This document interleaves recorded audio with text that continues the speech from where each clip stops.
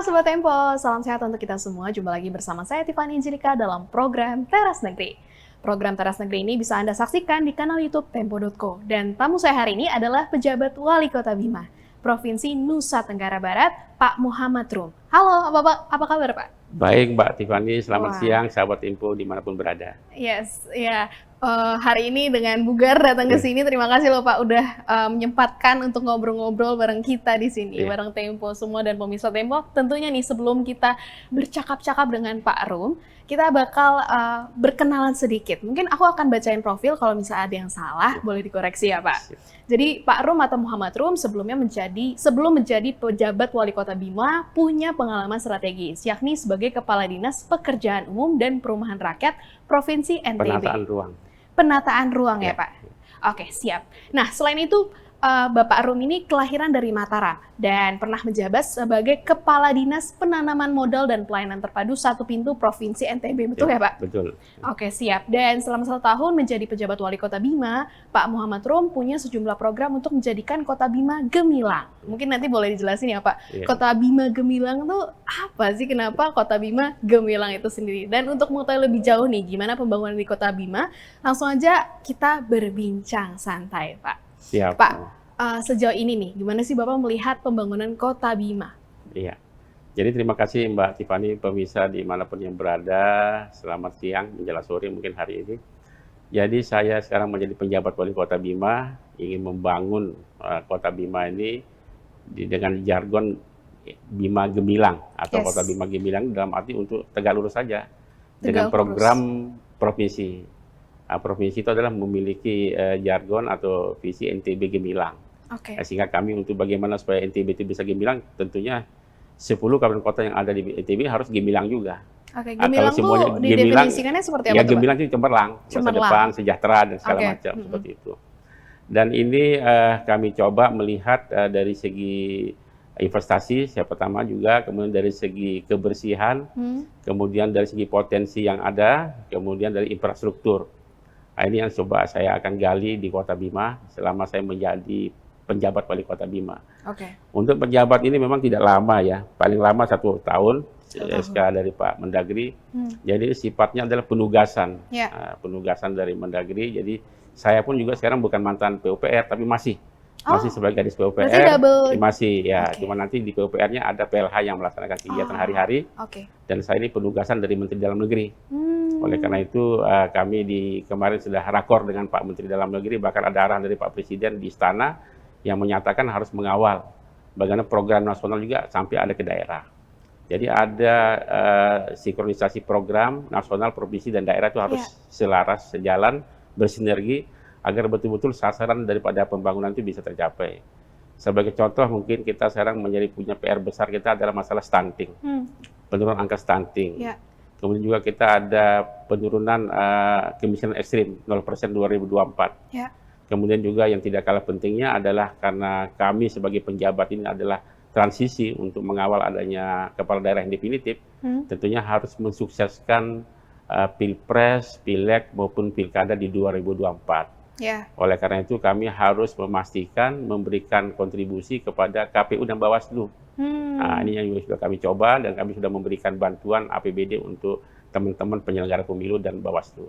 Oh, baik. Berarti kalau dari 3 tadi yang saya dengar kan stunting, kemiskinan, dan yang terakhir karena menyebut Pilpres, Pileg ini, program unggulan untuk menjadi Bima yang gemilang tuh apa Pak sebenarnya? Jadi pertama adalah kita memastikan Bima itu aman, nyaman untuk berinvestasi. Nah, kalau sudah salah satu daripada, karena tadi sudah dibacakan saya punya background yang cukup panjang di DPMPTSP, penanaman modal dan perizinan di NTB, maka saya ingin memastikan Kota Bima ini sejajar dengan kawasan kota yang ada di NTB. Untuk diketahui memang kalau kita lihat Kota Bima ini termasuk yang paling terbelakang dalam segi investasi, investasi akan terbelakang. Oleh karena itu saya masuk untuk karena syarat untuk investasi itu adalah ada kepastian keamanan, kenyamanan untuk bagi investor. Oleh karena itu saya hadir untuk memudahkan semuanya. Nah, salah satu daripada saya datang ke Jakarta hari kemarin ini adalah untuk memastikan untuk memberikan dorongan kepada investor yang ada hambatan dalam masalah perizinannya. Mereka akan membangun hotel yang rencana target investasinya senilai 35 miliar 35 Ya, ini kan cukup besar bagi Iya. daerah kecil, tapi terhambat dengan masalah RT RW yang telah ditetapkan oleh kepala daerah sebelumnya. Kenapa tuh Pak RT Karena RW-nya? memang ternyata lahan mereka ini masuk zona untuk ruang terbuka hijau. Oh, Nah, ini sudah masuk klik dalam sistem OSS yang ada di Kementerian ATR BPN. oke. Oleh karena itu saya perlu menggelirkan kembali ini sistem supaya mereka dapat izin untuk PBG. Dulu memang IMB namanya ya. Ya. Ini dibangun sekarang sudah dengan ada undang-undang baru namanya PBG adalah bagaimana supaya hotel bisa terbangun. Ya. Jadi prosesnya adalah memang setelah kami konsultasi, nanti pihak investor yang memiliki lahan pribadi yang di RTH-kan itu melakukan klaim kepada pemerintah untuk meninjau kembali perwali terkait masalah RT RW. Oke. Nah, nanti akan diputuskan oleh MA kalau memang ini memang kan ada praktik baik di tempat lain, hal yang sama itu memang akhirnya MA memutuskan untuk menjadikan lahan itulah untuk bisa untuk diusaha bagi pemiliknya. Oke. Nanti RTH-nya kita akan geser ke tempat lain. Jadi Nah, tidak akan merusak lingkungan atau mengurangi RTH itu tidak, sendiri ya, ya, Pak? tidak merusak lingkungan. Justru investor ini sudah setelah mereka melakukan paparan sama kami dari sekian 1 hektar yang mereka itu adalah sebagian hanya 30-40% mereka gunakan untuk bangunannya. Selebihnya untuk adalah kembali kepada pohon-pohon yang akan mereka tanam untuk penghijauannya. Oke, kalau Tetap dari sisi dijaga. industri berarti ini mau dibangun pariwisata yang jauh Iya, lebih iya, industri maju? pariwisata. Industri pariwisata. Nah, kalau industri yang lain juga memang kami akan coba, sudah kami kemarin sempat kedatangan atau sempat komunikasi, jalin network dengan teman-teman dari Korea. Itu mereka akan membangun semacam cold storage untuk pengolahan ikan. Karena memang Kota Bima ini termasuk daerah yang hasil di bidang perikanan tangkap itu cukup besar. Oh, oke. Karena cold storage nggak memadai, kadang-kadang kasihan nelayan ini.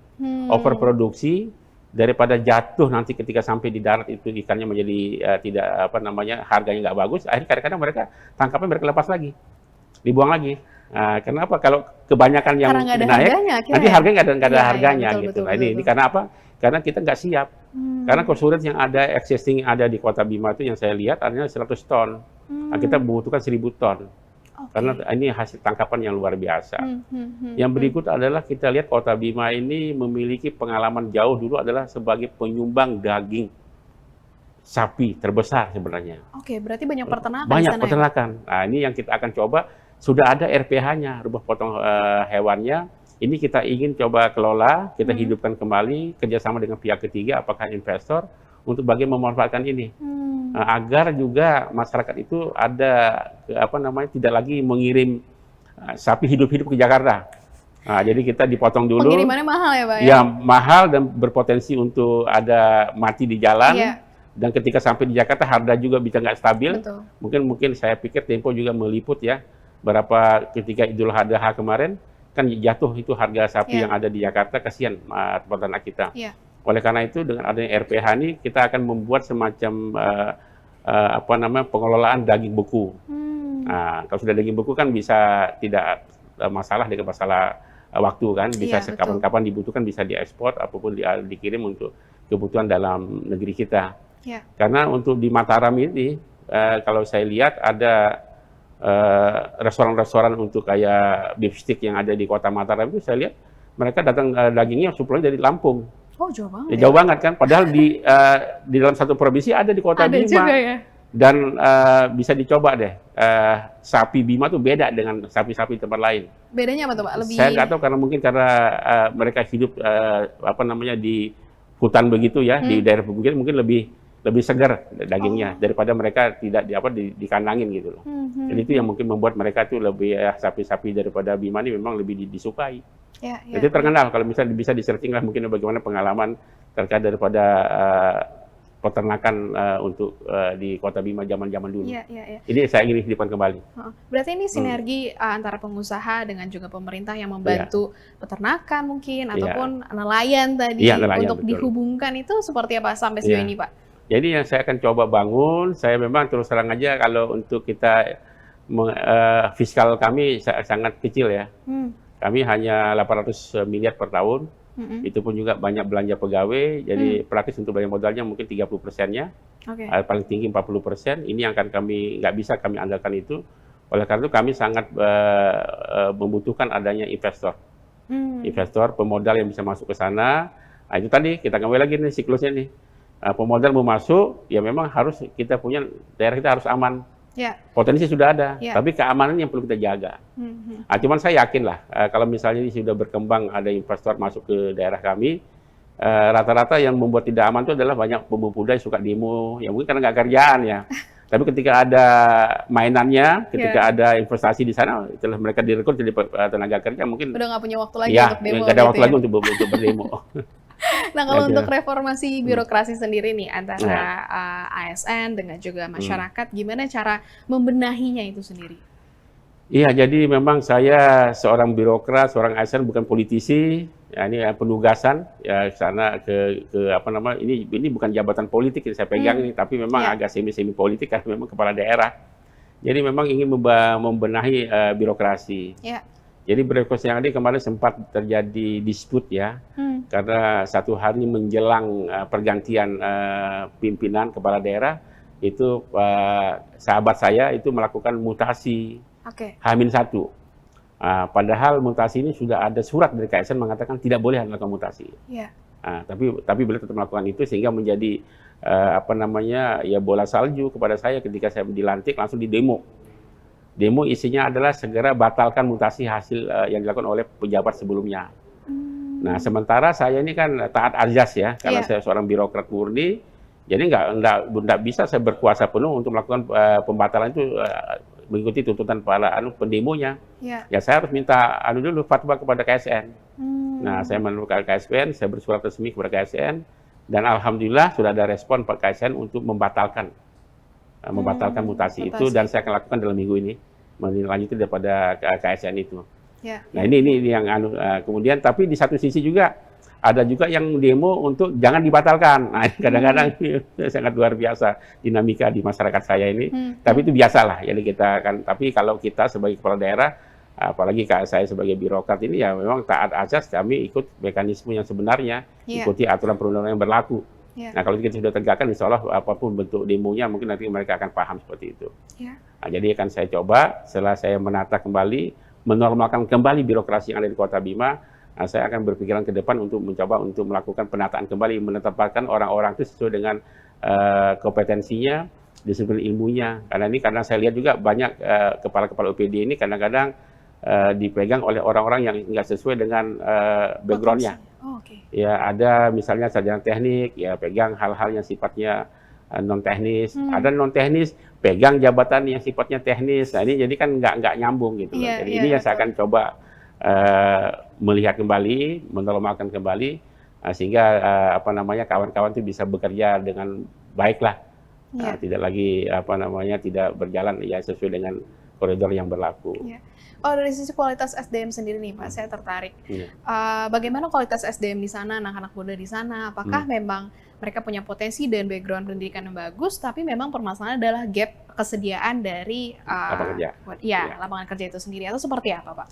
Jadi kalau saya lihat memang Kota Bima ini saya bisa meyakinkan adalah mungkin rata-rata mereka sarjana deh. Kebanyakan besar sarjana, ya S1 ya. Ini karena begitu banyaknya sarjana ini dan kemudian sementara untuk diserap tenaga kerjanya kan nggak ada ini. Karena apa? Kalau pegawai negeri kan terbatas. Kemudian mau masuk ke sektor swasta, mereka belum ada investasi yang sangat menjanjikan di sana untuk bisa merekrut banyak tenaga kerja. Akhirnya saya menantang mereka, ya saya tawarkan pada anak-anak muda ini, silakan Anda buat semacam wirausaha baru ya, kemudian atau mungkin startup istilahnya keren sekarang ini. Coba kalau Anda punya konsep proposal yang bagus, saya bantu dari segi pemodalannya. Saya akan merangkul teman-teman dari perbankan, apakah itu Bank NTB Syariah yang sudah eksis di Kota Bima, termasuk BRI, Mandiri, BNI, itu kami coba. Kami Pemkot sebagai penjaminnya. Tapi asalkan memang proposal diajukan oleh teman adik-adik ini memang bisa-bisa memberikan harapan, memang memberikan keuntungan, ada berkelanjutan. Dan saya coba menawarkan pada mereka, di Kota Bima ini sebagian besar lahannya adalah perbukitan. Nah udah, kita coba aja, kita intervensi di sana, mungkin peternakan, perkebunan di atas. Nah kemudian nanti itu tadi, kita akan linkkan dengan RPH tadi, sehingga nanti pasokan untuk daging yang diolah di RPH ada. Raw material kesiapan hewan yang akan dipotong sudah ada. Nah, ini kita akan coba seperti itu. Tapi sampai sejauh ini gimana tanggapan dari anak-anak muda di sana? Apakah mereka misalnya kayak, aduh Pak, kayaknya masih belum bisa, atau antusiasnya tinggi Pak untuk hal itu? Ya memang mereka masih melihat lah. Mereka masih melihat, kadang-kadang kan mungkin tidak hanya di Kota Bima ya, hampir di seluruh masyarakat kita di Indonesia mungkin ya ada budaya latah itu kan. Oh ini berhasil, wah ikut. Kalau di Jakarta coffee shop Pak? Oh ya gitu ya. Jadi saya akan coba misalnya nanti ada pilot project lah. Ada satu komunitas yang komunitas yang akan saya gandeng, kita intervensi modalnya, kita kasih lahannya, kita coba ini berjalan dengan baik. Kalau ini berjalan dengan baik, ini menjadi contoh bagi pemulung yang lainnya. Iya, betul. Nah, kita harus contoh dulu lah. Nah, jadi perlu ada pilot project insya Allah kita akan buat. Oke. Nah dari sekian banyak project ini Pak, legacy yang paling Bapak mau tinggalkan dalam waktu yang cukup singkat, ini apa Pak? Jadi kalau saya, legacy yang saya ingin tinggalkan adalah kepada saudara-saudara saya yang di birokrasi aja. Bahwa sebenarnya jabatan itu bukan hak kita. Jabatan itu adalah amanah. Jadi selama ini kan mereka terkungkung dengan masalah kejar-mengejar masalah jabatan dengan cara-cara yang tidak halal kalau saya lihat. Jadi tidak, biarkanlah, silakan kita berkompetisi dengan sehat. Ya, insya Allah kalau ini terjadi, sehingga nanti siapapun yang akan jadi kepala daerah di sana, ya pasca saya misalnya, itu sudah mereka tinggal digunakan, karena birokrasi ini sistem. Nah kalau sistemnya sudah bagus, siapapun kepala daerah yang akan berjalan di pemerintahan. Nah ini yang saya akan buat di situ. Ya istilahnya reformasi birokrasi betul-betul yang, ya walaupun tidak mendekati sempurna, tetapi kita ingin sebagaimana betul-betul mereka tuh tidak fokus kepada tusinya masing-masing sebagai birokrasi gitu, sebagai birokrat. Tidak terintimidasi dengan masalah politik segala macam. Berarti hal ini juga sejalan dengan menjaga kerukunan dan keamanan yang ada di masyarakat itu ya Pak? Kalau ini saya coba untuk masalah masyarakat secara umum, untuk meredam suasana itu ya saya terus terang aja ada gerakan subuh berjamaah, maghrib berjamaah, ya saya buat supaya masyarakat itu kembali lagi kepada masjid ya, agar mereka ada kesejukan ketika mereka di rumah ibadah kan. Lebih sejuk gitu ya, walaupun punya perbedaan pendapat. Punya perbedaan. Saya selalu mengatakan, kita akan memasuki tahun-tahun politik. Saya yakin semua kita berbeda pilihan kita, bahkan berbeda bendera partai kita berbeda. Tetapi jangan kita membuat perbedaan ini menjadikan kita terpecah belah. Ya, kita hargai semua, serahkan semuanya kepada penyelenggara pemilu, yaitu KPU, Bawaslu. Kita percayakan semua 100% pada mereka, kita gunakan hak kita di TPS, nah apapun hasilnya itu sudah keputusan terbaik. Nah, tinggal kita ikutin aja. Jangan menjadikan perbedaan ini menjadi kita ribut-ribut. Enggak deh, gitu. Kalau dari sisi hoax-nya berarti gimana tuh Pak? Kan banyak tuh misalnya buzzer-buzzer gitu di daerah situ, mungkin ada yang masuk ke daerah Bima, Kota Bima. Tapi ya itu saya pikir itu biasa lah, itu memang kita bangun komunikasi, hampir semua media online yang ada di Kota Bima saya rangkul, saya panggil, saya pastikan mereka tolong teman-teman ini jangan memviralkan yang hoax-hoax seperti itu, coba bangun berita-berita yang positif lah. Nah, kalau yang negatif udah bila perlu tenggelamkanlah berita negatif ini. Walaupun saya tahu ada semacam slogannya teman-teman di media ini adalah bad news is good news ya. Gitu ya. Not always actually. Not always ya. Tapi ya berarti itu, jadi saya coba. Tapi insya Allah, jadi semua teman-teman sudah mulai ini. Karena kalau kalian memberitakan yang negatif terhadap Kota Bima, sama saja menghancurkan masa depan Bima. Udah. Kita beritakan yang positif saja. Yang positif, tapi juga dan by data, fakta juga ya. Fakta dan by data. Jadi tidak menutupi juga ketika ada track record yang juga tidak baik. Iya betul. Gitu. Oke, Pak, ini untuk menutup perbincangan kita hari ini nih, mungkin boleh dikasih closing statement untuk sahabat Tempo dan juga masyarakat dari Kota Bima yang menonton Bapak. Iya. Jadi ini kita memasuki tahun politik, ya kita dalam kondisi yang katanya kemarin arahan Presiden tidak dalam baik-baik saja. Terhadap suku bunga di Amerika itu cukup tinggi sehingga merusak kita punya ekonomi global terganggu. Oleh karena itu kita siapkan diri kita, ya kita pastikan menyongsong tahun politik ini dengan tetap menjunjung asas persatuan dan kesatuan bangsa kita. Dan saya minta juga semua kita, ASN terutama TNI Polri, untuk kita netral. Ya, kita betul-betul memastikan itu berdiri di tengah-tengah, netral, dan tidak menjadi politisi yang aktif ya sebagai ASN itu. Ini kita harus hindari seperti itu. Oke. Jadi ini benar-benar menuju kepada birokrasi yang sehat di Kota Bima ya, dan keamanan Kota Bima untuk mengundang para investor datang dan membangun Kota Bima itu sendiri. Terima kasih Pak untuk closing statement-nya dan juga perbincangannya yang mungkin di sini masyarakat di Kota Bima dan juga sahabat Tempo jadi tahu, oke, ternyata itu permasalahan dan ini pembangunan yang harus dibangun di Kota Bima sendiri. Nah, pemirsa, Teras Negeri akan berbincang kembali dengan sejumlah kepala daerah yang memberikan inspirasi untuk kemajuan negeri kita. Dan saya Tiffany Angelika beserta kru yang bertugas pamit undur diri dan sampai jumpa.